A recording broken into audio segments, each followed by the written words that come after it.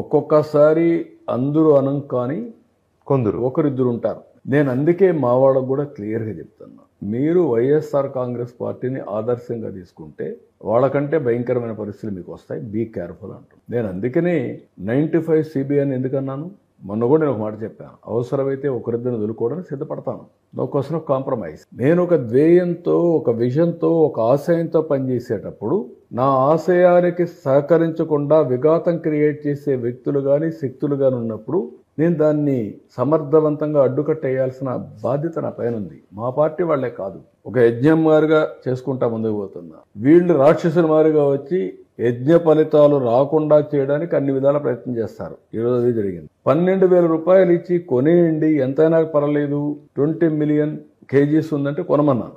అది కొన్న తర్వాత ఎంత నష్టం వస్తుందో చూసుకుందామన్నాను.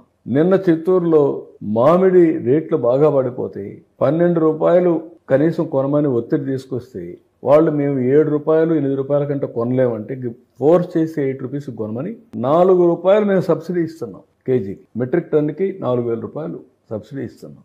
అది తాత్కాలికం. నేను ఏం చెప్పాను ఎలక్షన్లో, సంపద సృష్టించాలి, ఆదాయాన్ని పెంచాలి, తిరిగి సంక్షేమం అభివృద్ధి కలిసి ప్యారలల్గా తీసుకెళ్ళాలి.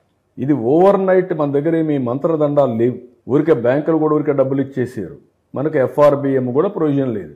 నేను డబ్బులు ఖర్చు పెట్టనని చెప్పడం లేదు, బ్యాంక్స్ ఇవ్వడం లేదు, బ్యాంకులు ఇవ్వడం అని చెప్పడం లేదు. బీ క్లియర్, FRBM లేదంటున్నా, లిమిట్ లేదు. FRBM అంటే ఏంటి? నేను ఎప్పుడు కూడా నా వల్ల కాదని ఎప్పుడు చెప్పను.